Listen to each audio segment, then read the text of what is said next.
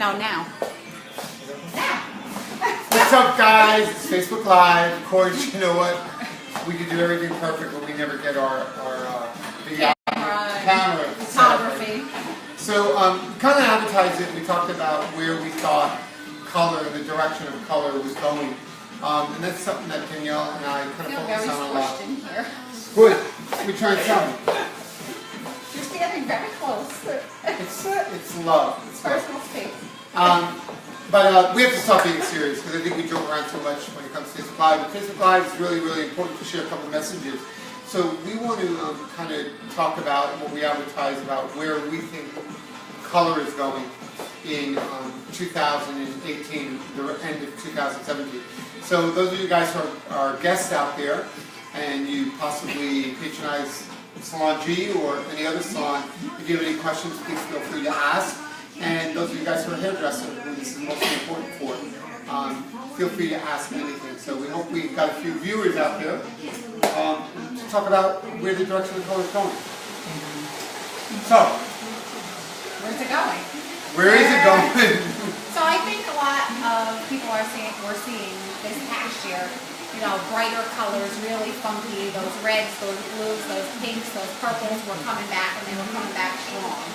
And I think in 2018, we're still going to see some of those funky colors, but they're going to be a little bit more smoky, a little bit more metallic. I think it's going to be a lot more popular to see those colors a little bit more smoked out, kind of blended together, placed on top of each other, smudged even more than we were seeing it before.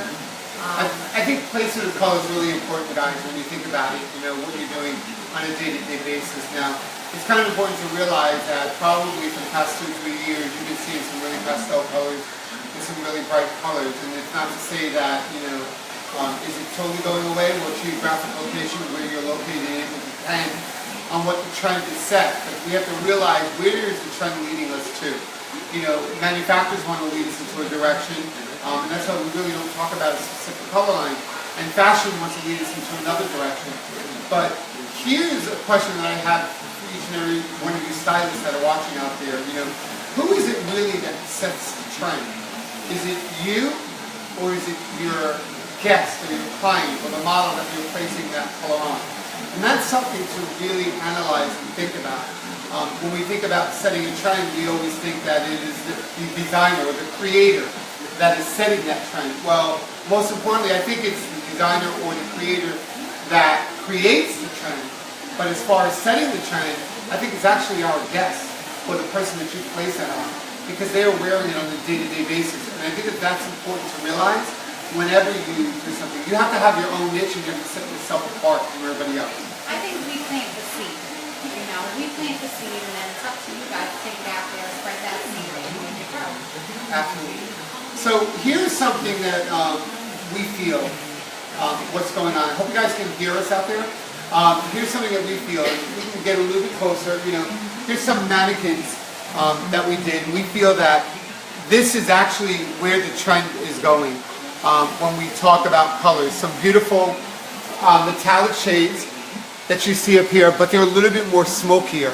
You know, even if it's a copper tone, you know, actually when you kind of look at some of these metallic shades, they're just a placement of color where you're working with a few different shades of color. So you can see that the funkiness of color is still out there, the trend is still there, but they're a little bit more subdued, they're a little bit more muted. They're not as vibrant, they're not as bright, and they're not as probably as passionate as we took them before. We're taking them to a different level right now. And it doesn't matter if you're working with warm chocolate tones. They can be smoky too. So even on Max over here, on this beautiful model, as you can see, you know, we just simply went in there with some chocolates and some highlighted areas, but we smoked them out and we made them a little bit more ashy, a little bit more toned down, not necessarily as gold as we've done it before, or as bright as we've done before. So we're kind of really making things a little bit more smokier. Coppers, you guys are going to see a lot of coppers for fall. I think absolutely. I feel like a lot of people are looking for a change. They come in and they go for more of those red tones, tone on tone, deeper, more natural tones with a pop of a little bit more subdued, vibrant color. But what I think is really awesome here, Danielle, is the way that we were able to capture some of these bright copper tones that you see in there. They're really bright, but at the same token, place some more of that smokiness into it and create that metallicness of the hair. Now here's a fun thing though too, because manufacturers are creating metallic colors all over. I was fortunate to just get back from Italy. There's a new hot trend out there. It's called Hair Passion. Hair Passion created total metallic permanent colors. They're beautiful to work with. They're going to be hitting the American market soon, if they're not already here as we speak now. But these metallic colors are created straight from the tube. But here's a way that we've been creating these metallic colors by manipulating and mixing colors together in order to create them. And here's something I think you need to realize that Danielle and I were talking about. Metallic colors are only a mixture of tonal changes. Darker tones, smokier tones.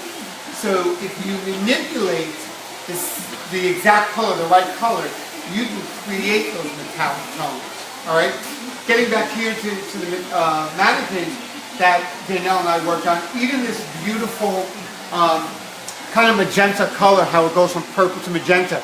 But if you look especially down at the regrowth area, you know, you're seeing some really, really dark tones coming into that more magenta and then going back out to a dark tone. So those create the metallicness that you see. Again, something a little bit more funkier that you saw in the past. Blues with grays, purples, and teals, all to create that metallic tone.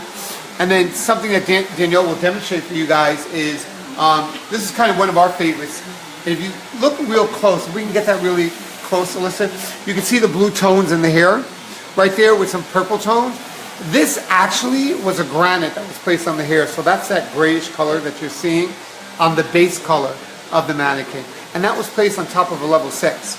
So you know what I mean? With metallic colors, what you're going to notice is that we don't have to lift the hair anymore to a level 9 or a level 10. And that's nice for the customer as well, because it goes along, of course, with their skin tone and fits them. You know, we're not having to compromise the integrity of the hair so much to give them something that is going to bring them into what's next. Absolutely. And I think, too, we're saving the integrity of the hair. You know what? So that's really, really important for us. We're allowing ourselves to go in here and really look at the natural level that they're walking in with, or the artificial level that they've already had. So working on the mannequin, we all know that a mannequin is probably at a level 7, level 6, depending on the mannequin you purchase. Sometimes you purchase a level 3 mannequin. So we didn't pre-light the mannequin for the base color. We just simply went in there with graphite and placed it on top. But we did put some triangular panels in there in order to create those blues and those burgundies. And we did leave a section out.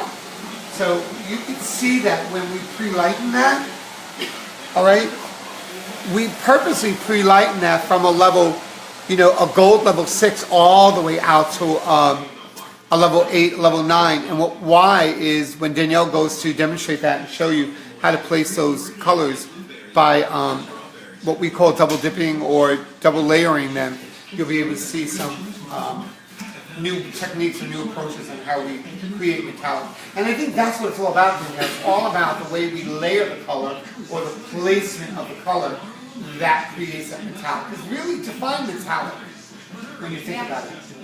It's the movement. Not a specific color. It's absolutely the movement of color. Even before, when we were talking about it in the beginning, it's almost, it can be catchy to even describe sometimes, because the way that we see it, it's very hard to describe. It's not like, hey, it's a bright red or it's a bright pink. It's smoky, it's shadowy, it has an essence to it almost. And a shine to it. There has to be a shine to it. So if you're creating these colors, there's got to be something, the way you interlock or lay those colors together, that capture the natural light. And when you capture the natural light in here, that's what's going to create the reflection and create that hair to be a little bit more metallic-y.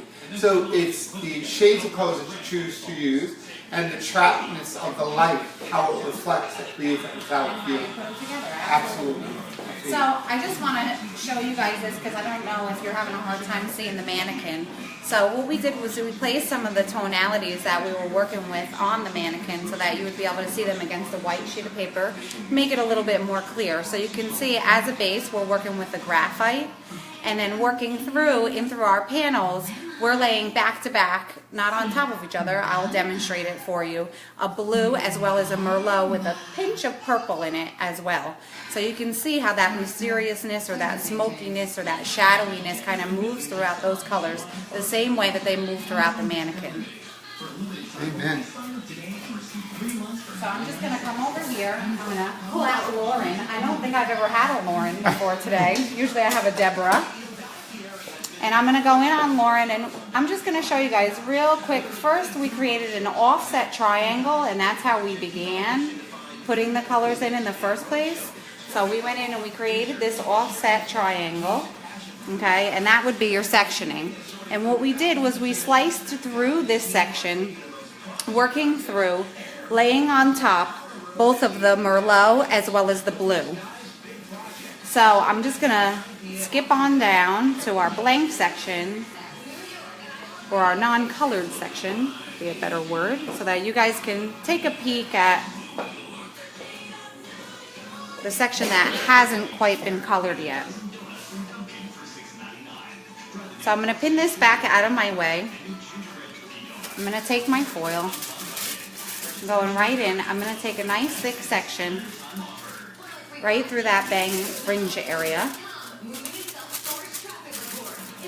I'm going to place that foil right in.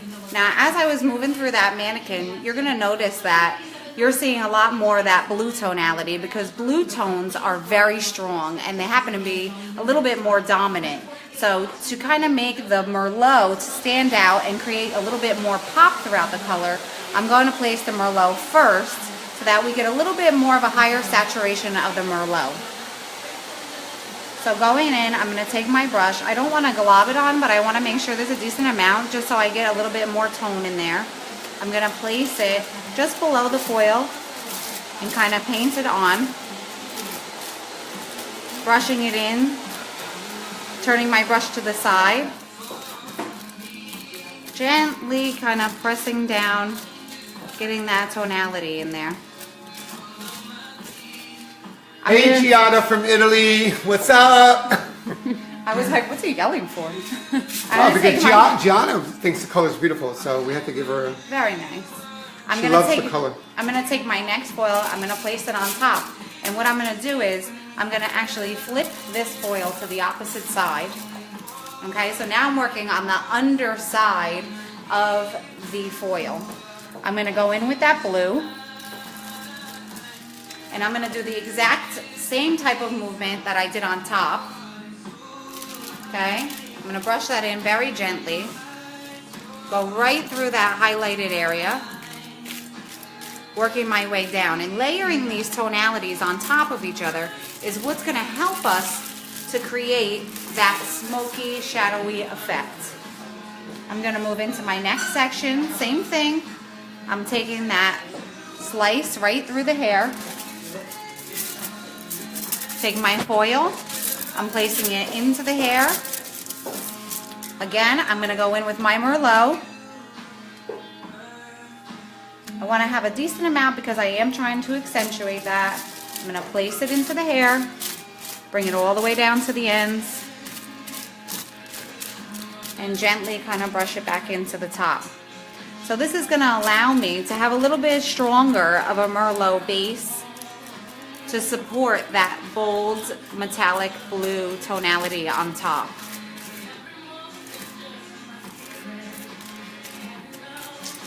I think it's important to realize that when we talk about it, Danielle, and we talk about how you're kind of, you're not blending them, you're not actually, what we talked about before, melding the colors together. You are actually layering the colors, but what you're doing differently now is you're layering them front to back.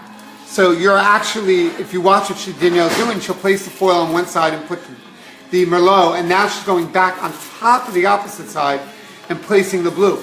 And the important thing is whatever you want your dominating color to be was the first color that you applied. So the dominating color always gets applied on the top, and the less dominating color will get applied at the bottom. And you can reverse that from time to time.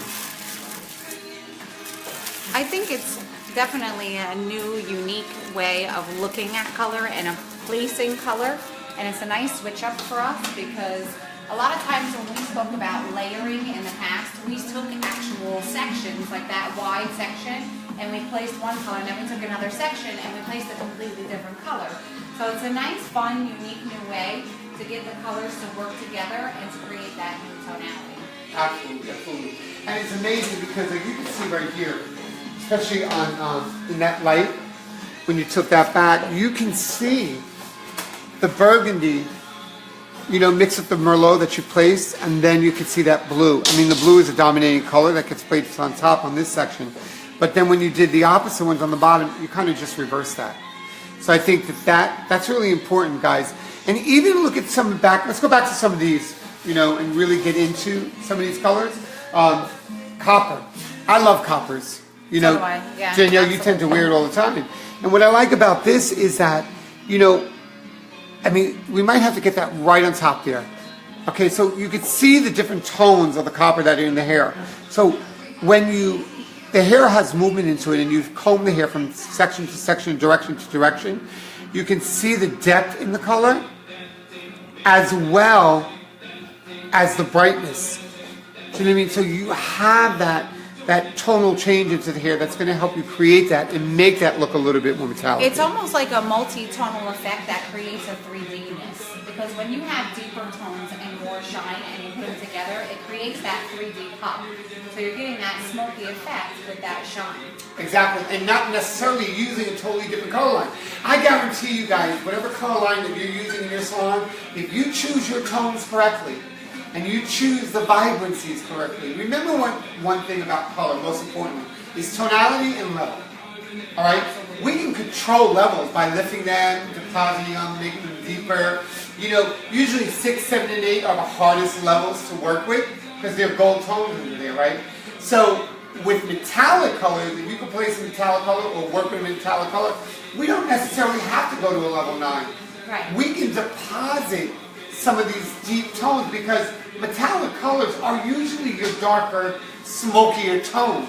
They are your purples and your blues when you intermix them. They are like a drop of purple with the burgundy like you did earlier, the blues, the greens, those deeper colors. And let's look at this mannequin right here. You know, this was something that Danielle and I worked on, and actually, this is 01B, which is basically a dark black, a blue black, that is placed throughout the base of the color. And everything that was foiled in was only lifted to a level 7. And we simply went in there with teals, greens, merlots, purples, and blues. Okay, so it creates that depth that we're talking about. I think it is going to be a really good switch up in the aspect that, you know, as colorists, it does push us to think outside the box a little bit. Absolutely. You know, a lot of times, like you said, we're dealing with level 6, 7, 8, and those are gold tones. So we, as stylists, are so used to thinking to ourselves, well, do we enhance these gold tones or do we get rid of these gold tones? Right. But we never think about how are we going to work with these gold tones. Can we stay slow right down? on top of them? Absolutely, and you can keep somebody, like we did on Max earlier. You know, you can keep somebody that's still going to keep that blondish highlight with the chocolate colors, but smoke it down a little bit. You know, Danielle and I were talking about earlier, some people translate smoky to ashy. And you know what, that's not always the case, because ashy colors don't have that intensity to them. And the shine as much more of a smoky color, because you can control that. Again, I think that this is a beautiful explanation when you're talking about some burgundy, some wines, you know, and going in there, especially at the regrowth area with those smoky tones. Love that color. And then if you want more of a pop, you have it in your blues and your purples. Okay, like you said to me earlier, Danielle, when you look at that, especially down in here, okay, you see a lot of that ashiness that's placed in the mid of the hair rather than at the regrowth area or at the perimeter. So I think... And really, too, that's just another way of thinking about it, you know, placing some of those metallics from within some of those bright colors in some places, in some areas, and for some people.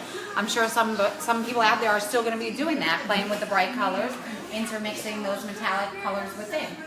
I think we did something good today, Dee. I think we talked about tonalities, we talked about levels to bring the color. Most importantly, we talked about where color is going in 2018. You know, when we round up 2017, we're getting away. And if you guys are, you know, really focusing on those pastels or those rainbow colors or those unicorn colors, you know, like we went from kind of fairy colors to unicorn colors to, you know, oil slicks to galaxy colors, you know, but take it where it's going right now. It's going into this smoky tone effect. So I think this was a great segment that we did and talked about where color was going. And, you know, here's a couple of tricks of the trade. You know, I think our next Facebook Live will be January, if I'm not mistaken, January 1st on a Monday, so January 4th. So the 3rd. Yeah. So the 3rd, on January 3rd, we'll have our next Facebook Live. We are going to go in and kind of talk about cutting and where we see that trend going. And probably go through some of these cuts that we talked about, trying to get our collection together for 2018. But for all you hairdressers that are out there, I just want to tell you one thing. February 18th and 19th, we are actually conducting a hands-on cutting class. 2 separate days. If you can't make the 18th, you can make the 19th. It's going to be here at Salon G in Hackensack. Check out www.shearpolice.com. There will be haircutting classes here in New Jersey, as well as North Carolina, Virginia, and Boston. So February 18th will be starting off first, so we're going to go February, March, April, those 3 locations. So we hope to see you guys there. Can they sign up on the website? They can go right to the website and sign up for that class, okay? If you guys want to take a hands-on cutting class, it's on that website. We supply the mannequins, we supply the demos in the morning, the mannequin stands, lunch, all provided for you, your head sheets, everything that you need. You just need to bring your blades, your blow dryer, and your texturizing tools. And then we're going to share some new ideas with you guys. So hope to see you guys at that haircutting class. Again, here in New Jersey, February 18th and 19th. Facebook Live again on January 3rd. Thanks, guys. Have a good day today.